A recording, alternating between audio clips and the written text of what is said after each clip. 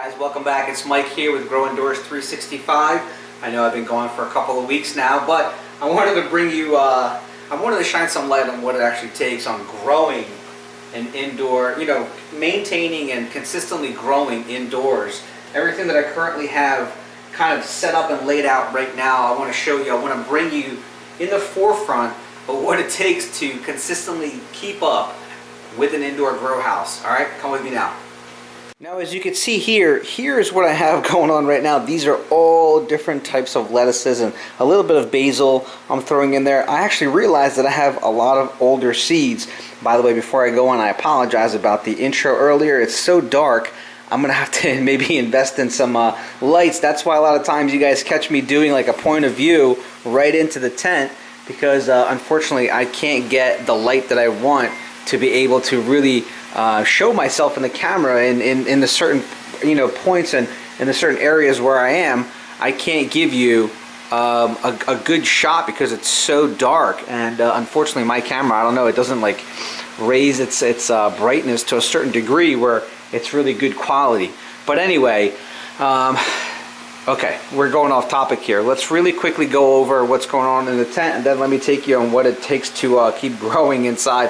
As you can see, the tent's a total mess. It is a complete mess. We have dying lettuce. We have so much lettuce. I mean, I'm giving some of this lettuce away. It's still nice and crunchy, I'll tell you that. And I'm still eating it little by little, but I decided to get some fresh lettuce. Now, I got plenty of stuff going on here. Okay, let me take you through what's going on.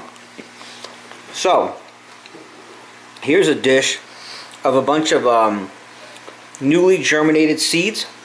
Okay, so I got those. I've been putting them in my rock wools, as you can see here. I've transplanted them, and those are already in there. Now, in here, let me show you something real quick.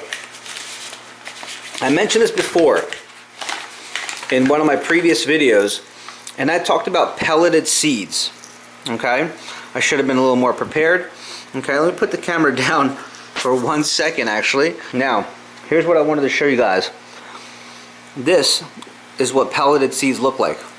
Let's see if we get, there we go. So there are seeds inside of that.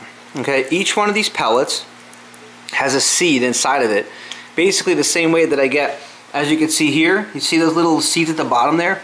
Those have been pelleted, and all you got to do with that is literally stick it into the rock wool, or however it is, whatever you're using for your grow medium, and you could go ahead and start growing from that point. It's pretty cool actually. I'm looking for more pelleted seeds. It's just a clay that kind of goes over the seed, and it really helps with the whole, the whole thing of not having to do that. Okay, this is a process that's kind of frustrating. It's kind of annoying when you kind of have a lot going on and you want to have a thriving indoor grow, but you have to have this in one area. You have to have the station with a heated mat and germinate them. In this case, you just soak these mediums, and you can just drop the seeds. As you can see here, these already have the pelleted seeds inside. Okay, you can't really see, but you can kind of tell on this one, this one. But so I have a little spread. So I did some pelleted, I did some of the ones I grew, and unfortunately I realized I have some old seeds, and some of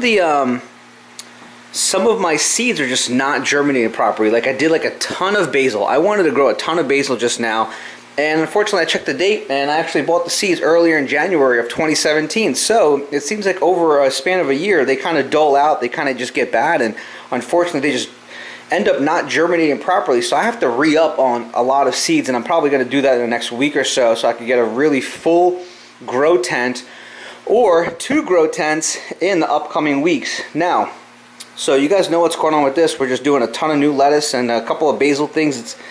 It's messy, but we'll see what happens. Now, today I wanted to try something new. I can't wait to see if it actually works. If not a big deal. It's just an experiment. What I did here is I just took a regular plastic dish, okay? I put my clay pebbles inside. I'm going to put some water in there. And I got these germinated seeds right here, okay? I'm going to throw like 2 in here. Maybe 3, maybe 4. Just to see if something actually like moves upward. Okay, if it does, I'll work around it, trying to figure out how to maximize the space for 2 lettuces. And if they grow kind of like this big, like pretty small, I'll just snip them. And I just want to know if this actually works. I want to know if no aeration stone, just clay pebbles, and adding water. And now this is going to be standing water, so I don't know if it's going to work. Maybe it will, maybe it won't. I will put a minor adjustment of some, I will make sure that the water is pH, as well as added some nutrients, just like any of this. But what I'm trying to understand on how to get away from using a growing medium like these. Number one, they're an expense. Okay, they're not too expensive, but they're an expense. How do you go about doing something that I could reuse? I reuse these clay pebbles. I've been doing this for almost 2 years. And I have not bought a new bag of clay pebbles. I continuously recycle them. I just wash them after every single grow, and I reuse them. Okay, this is a rock. I mean, basically, it's clay. So it doesn't go bad. Okay, so I continuously reuse them, which is great. But I want to get away from using these if I can. I'm trying to figure things out. Lot to come. So this is a whole thing situation that I got going on right now. In addition here, I've been doing some additional research regarding different color tubs and potentially some food grade BPA free or a certain type of recycled material that is a food grade material that will also benefit of growing, having as a grow tote, a grow reservoir. So stay tuned for more. Make sure to subscribe, and I will be giving new updated news on what I'm going to be doing about this situation, on if I figure out how to get these in a different color. Not that they're bothering me. People are like, oh, you got the algae because they're white, blah blah blah, because the light's getting in there. It doesn't bother me. It's just a little algae. It doesn't hurt the plant. Okay, let's realize that. It doesn't hurt the plant. But I want something, if I can find better, if it only costs a little more, I'll use it. But we'll get to that when we get to that. So there's going to be a whole overhaul of this happening. Also, I will be, so classify this as tent 1. I just got some dirt.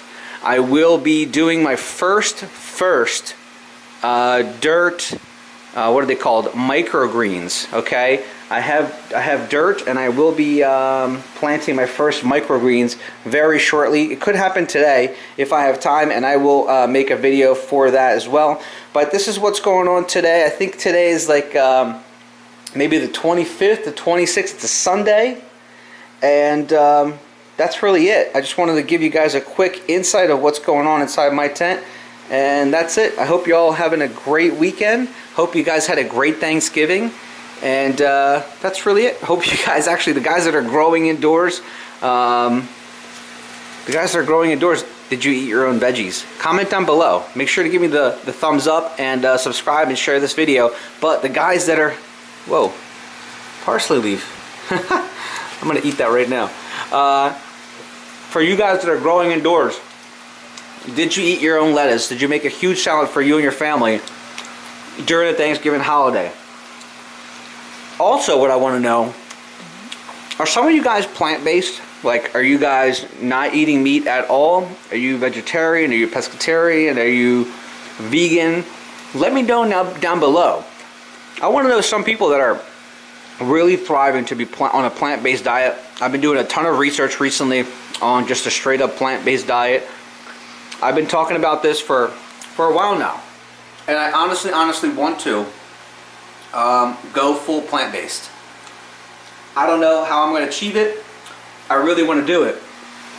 I just honestly don't feel great when I consume dairy or I consume meats, but I feel terrific when I eat very little and replenish myself with a huge salad and with a little bit of some sort of glucose.